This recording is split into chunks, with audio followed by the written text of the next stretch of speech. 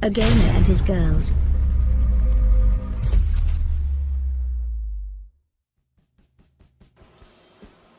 Hi ladies and gents, this is A Gamer and His Girls, and this is a series of videos called The Workshop.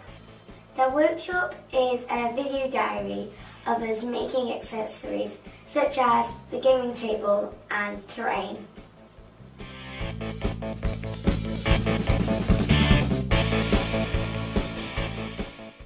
Episode 1 is a video where we start to make the gaming table. A few years ago, my granddad passed away, but he left us a garage full of wood. So what we've done is we've decided to make the gaming table out of only the wood that was in the garage. That's a sort of tribute to my dad. I hope it's not too cringy to watch. This is the first time that we've tried to do this, and the equipment we're using isn't the best. Okay, let's go and have a look.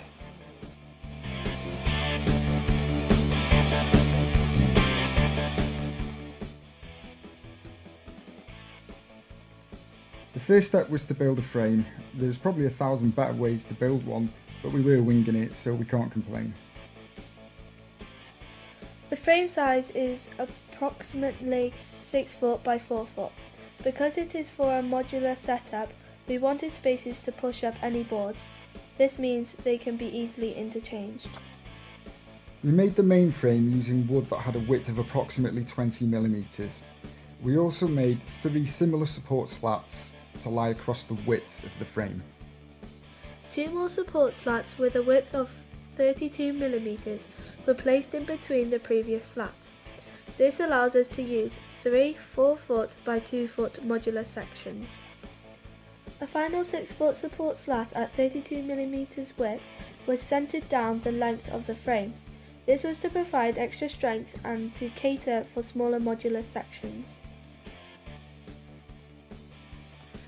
So, after a quick search on YouTube for videos on how to cut joints, I decided to go for flat joints. It's because they're the quickest and easiest to do. With me having no experience in carpentry and joinery, I thought this would be the best option. I got some tools together and cut the joints. Probably the first thing I learnt about joinery is how hard it actually is to cut in a straight line. I actually bought 2 hand saws and couldn't cut straight with them at all.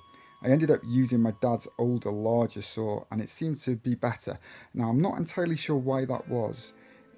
Could be something to do with the fact there was more saw to guide with, and possibly also it was stiffer in the cut. The second lesson I learnt was how much of a nightmare sharpening chisels is. After the pieces were cut, we glued the first few sections together. We had to do this in stages simply because we didn't have enough clamps to do it all at once.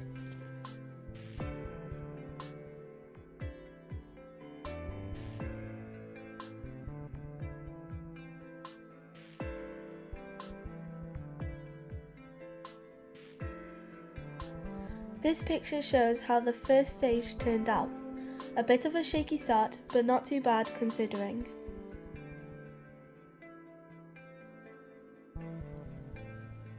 For the next stage, we were joined by 2 of 5, Bethany, the Destroyer, and 4 of 5, Kira, Maiden Warrior of the Northern Mountains. I have to say I was impressed with Kira, who basically blackmailed me by refusing to go to bed until we let her help. It's great to see such promise in someone so young. Right, so what we did next was to glue both end pieces in place and cleaned up the excess glue using the mother of all inventions. Nothing can withstand their cleansing touch. Not even Father Nurgle stands a chance if you're armed with these, the fabled baby wipes. Earlier on, we mentioned that we were using flap joints to join the pieces of wood together. Well, apologies. Dad was having a blonde moment. They were actually called lap joints, not flap joints. Duh! If you would like to see how we did this, there is a really good video that we followed by Chris Tribe, so get over to his channel and have a look. Here is the link to the tutorial. You can also find the link in the notes down below. Chris also has a load of other handy woodworking videos to watch, including one on how to sharpen chisels. That was an absolute godsend, to be honest. I was having real problems making smooth joints until I watched that one. The link for that tutorial is also in this video's description. I think he does actually have a video on how to saw straight. I think I'll have to go back and have a look at that one.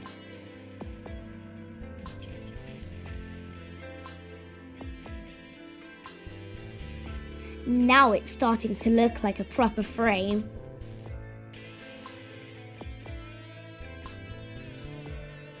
The next stage was to glue the wider 32mm support slats.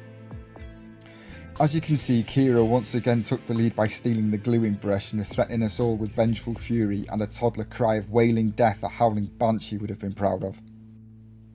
To be fair, Dad, she did do a better job than what you would have. She could get. Who's the boss here? Well, clearly not you. If you were wondering what wood we used to build the tabletop, we used pine and cedar, and the glue was PVA wood glue. I definitely think I need to add some clamps to the shopping list. The build would have been a lot quicker with a few extra. A couple of extra workbenches to support the ends would have been good too. That would have eliminated any chance of the wood warping. I have to say I was pretty chuffed with the project so far, not only in the tabletop itself but with the level of interest my kids were showing.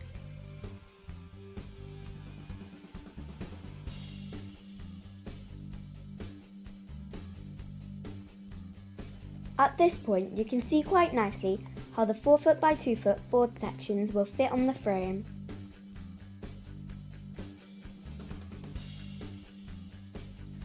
The final support slat to be fixed in place was the cross piece. Kira was by now the self-designated chief gluer. It was during this part of the process that 5 of 5 Lily Shadowwalker made a series of daring breakout attempts. 3 times in all she managed to outwit the veteran jailer known as Nana.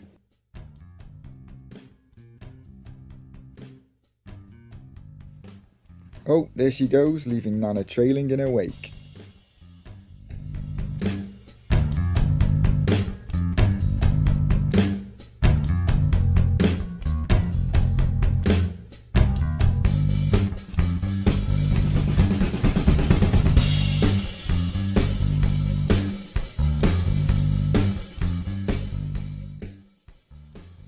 There she goes again. No dungeon gate is secure enough to keep the Shadow Walker locked in.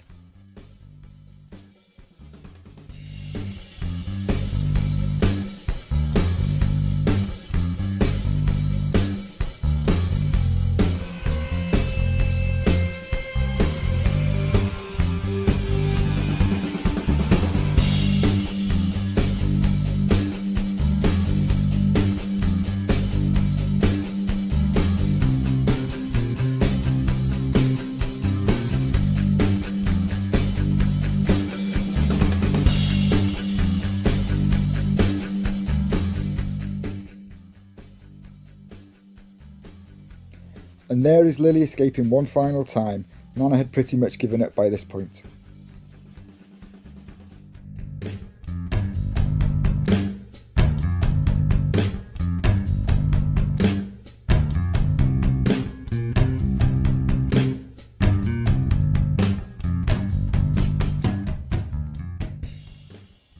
As before, once the cross piece was glued and set in place, we used clamps to secure it.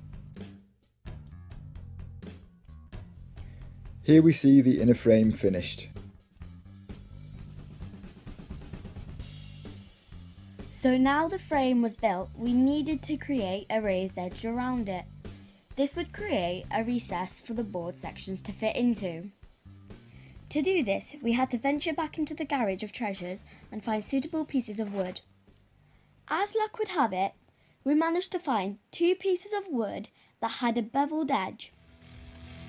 These pieces of wood ran down the length of the frame.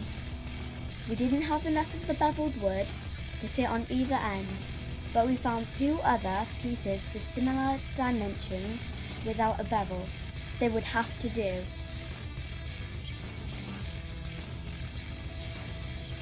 We decided to join the pieces together at the corners using 45-degree cuts. We clamped measured and cut each piece sequentially.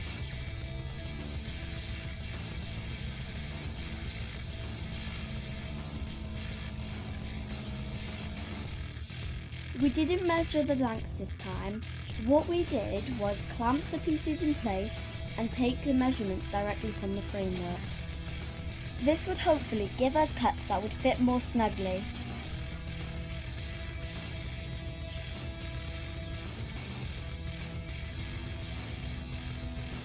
To secure the pieces together, we used PVA glue and clamped them in place. We then drilled pilot holes from the inside of the framework, being extra careful not to drill all the way out the other side.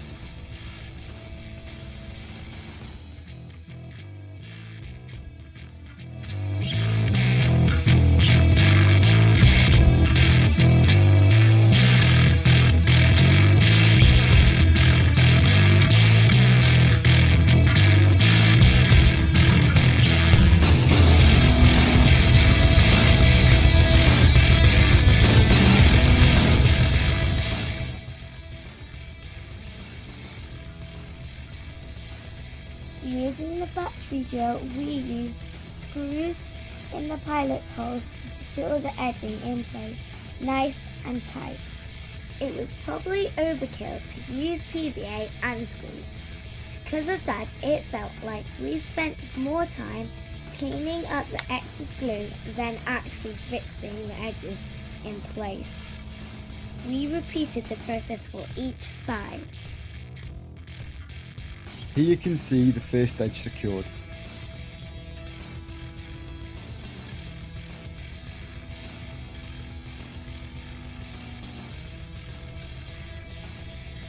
We did have some video footage and pictures of the remaining sides being added to the frame, but unfortunately they were unusable as they become corrupted. Serves me right really for using cheapo Chinese import SD cards. I won't be making that mistake again.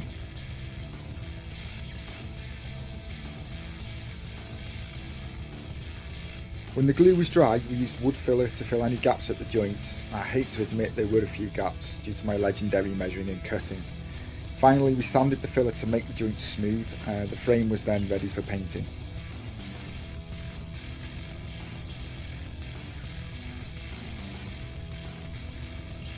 If anyone is wondering about the lack of safety equipment used in these videos, I'd just like to point out that the battery drill was set to a really low speed to avoid any accidents. If you're going to try something like this yourselves, then safety equipment is something you really need to think about.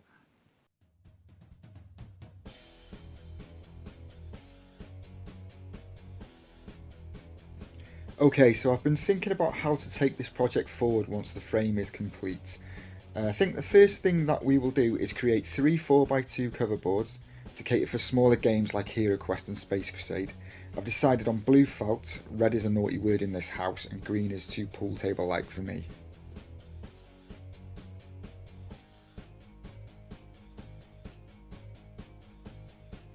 After the cover boards, we need to build something to put the frame on, so either legs or a cupboard of some sort.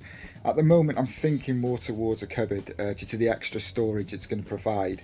The size would probably be about 4 foot by 2 foot.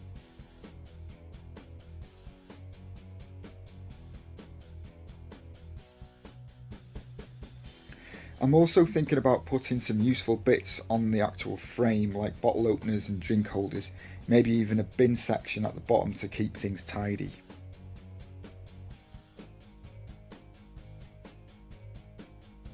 As well as using this table with my girls, it's going to be a focal point for the Council of 10. That's me and my friends. Yes, I do have friends, believe it or not. Every so often we meet up for some geeky goodness.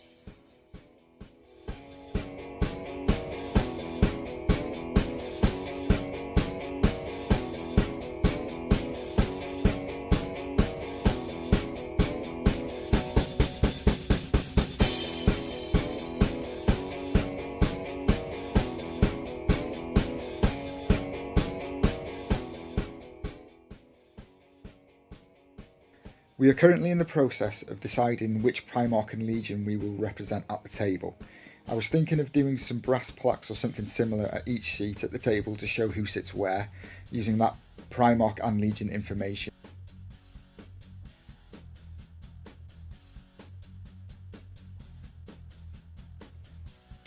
If possible, I would like to have a drawer for each of us, and my girls too, to put essential gaming tools in, you know, like dice bags, tape measures and that kind of thing.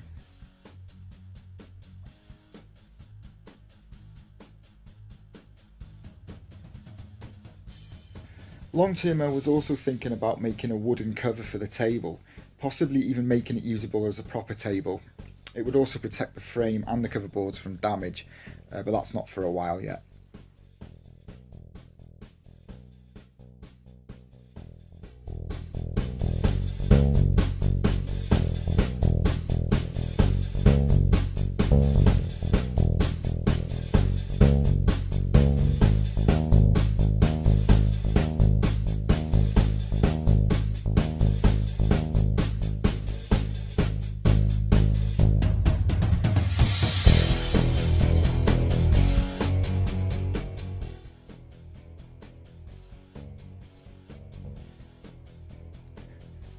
Here you can see a couple of images of the finished frame.